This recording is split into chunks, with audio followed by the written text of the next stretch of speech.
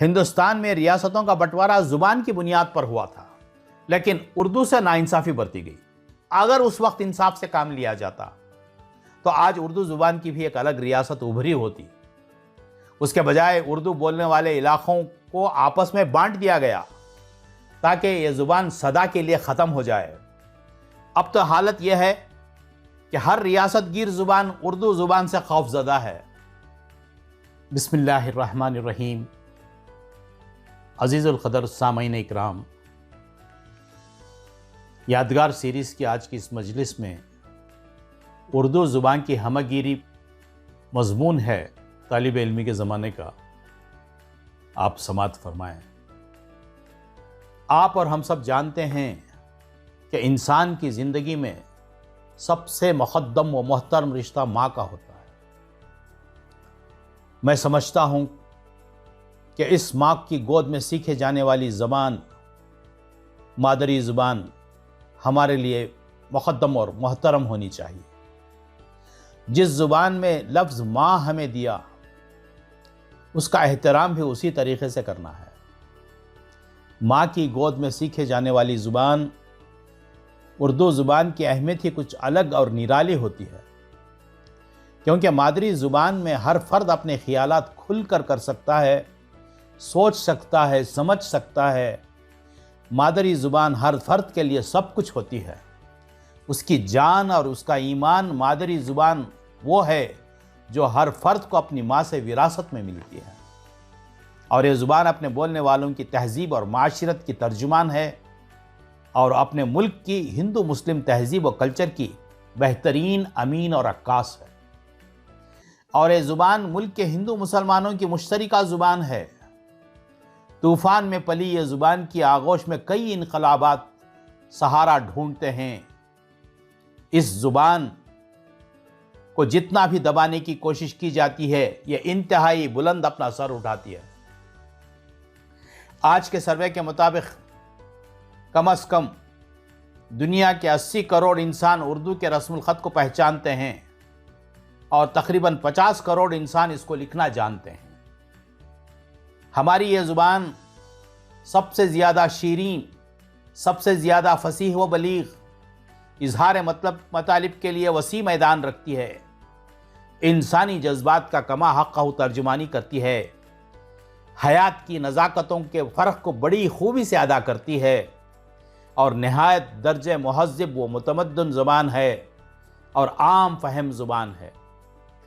ان مقامات میں جہاں یہ بولی نہیں جاتی، وہاں یہ سمجھی ضرور جاتی ہے۔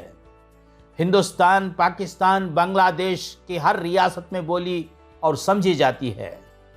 کل ہند اور بیرون ہند مشاعرے جو ہر ملک اور ہندوستان کی ہر ریاست میں شاندار پیمانے پر منعقد ہوتے ہیں، وہاں لوگ کثیر تعداد میں جمع ہو کر محظوظ ہوتے ہیں۔ یہ اس بات کی دلیل ہے کہ سارے ملک کے عوام کے دلوں میں اور بیرون ملک کے باشندوں میں اردو کا راج چل رہا ہے، اور ہماری یہ زبان انٹرنیشنل زبان بن چکی ہے، بین الاقوامی زبان۔ اس وقت دنیا میں 3000 زبانیں بولی جاتی ہیں۔ اس وقت دنیا میں 3000 زبانیں بولی جاتی ہیں، اور ان میں بھی اضافہ ہو رہا ہے۔ ان میں 13 زبانیں بڑی زبانیں مانی گئی ہیں۔ سب سے پہلا درجہ مقبولیت میں اول چینی زبان کو دیا گیا ہے، دوسرا درجہ انگریزی زبان کو، اور تیسرے نمبر پر سب سے زیادہ بولی جانے والی زبان جس زبان کو ملا ہے وہ ہماری زبان اردو زبان ہے۔ ہندوستان کے گوشے گوشے میں کم سے کم سمجھی ضرور جاتی ہے، چنانچہ اردو کو نوازا، اور ایسا نوازا کہ آج یہ دنیا کے علمی زبانوں کے دوش بدوش نظر آتی ہے، اور تقریباً دنیا کی تمام یونیورسٹیوں میں لکھائی پڑھائی جاتی ہے۔ قاہرہ میں یہی شے ہے، یہی لسبن میں، یہی ہے چین میں، جاپان میں اور سویڈن میں۔ اسی کو بولتے ہیں آج ہندو جرمن میں، اسی کے راگ اڑانے لگے ہیں لندن میں۔ ہزار کھیل کریں بول سب اسی کے ہیں، ہزار رنگ ہوں شاعر کے بول اسی کے ہیں۔ ہندوستان میں ریاستوں کا بٹوارا زبان کی بنیاد پر ہوا تھا۔ اگر اس وقت انصاف سے کام لیا جاتا تو آج اردو زبان کی بھی ایک الگ ریاست ابھری ہوتی۔ اس کے بجائے اردو بولنے والے علاقوں کو آپس میں بانٹ دیا گیا تاکہ یہ زبان سدا کے لیے ختم ہو جائے، مگر ایسا نہیں ہوا۔ تمل زبان سے تمل ناڈو، تیلگو سے تیلگو دیشم، کنڑ سے کرناٹکا، گجراتی سے گجرات، اڑیا سے اڑیسہ، لیکن اردو سے ناانصافی برتی گئی۔ اب تو حالت یہ ہے کہ ہر ریاست گیر زبان اردو زبان سے خوف زدہ ہے۔ وہ سارے ہندوستان میں، ساری ریاستوں میں لاکھوں دلوں پر راج کرتی نظر آتی ہے۔ ہمارے ملک کے دیگر تمام صوبائی زبانوں کا یہ حال ہے کہ وہ صرف اپنے محدود علاقے اور رقبے میں اور ریاست میں بولی اور سمجھی جاتی ہیں، دوسری جگہ ان کو کوئی نہیں سمجھتا۔ سندھی میں تمل، مدراس میں سندھی، پنجاب میں بنگالی، کشمیر میں مراٹھی، گجرات میں کشمیری اگر بولی جائے تو کوئی نہیں سمجھے گا، لیکن اردو ہر صوبے میں بولی اور سمجھی جاتی ہے۔ اردو زبان ہندوستان کی گنگا جمنی زبان ہے، جو زندہ بھی ہے، پزمردہ بھی ہے، جو مقبول بھی ہے اور مقہور بھی ہے۔ اس کے باوجود ترقی یافتہ زبانوں میں اپنا مقام بنا چکی ہے۔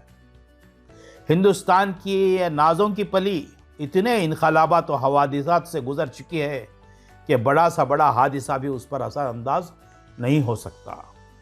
زندگی کے کئی نشیب و فراز اور پیچ و خم سے گزر کر آج وہ اپنی منزل پر پہنچ چکی ہے۔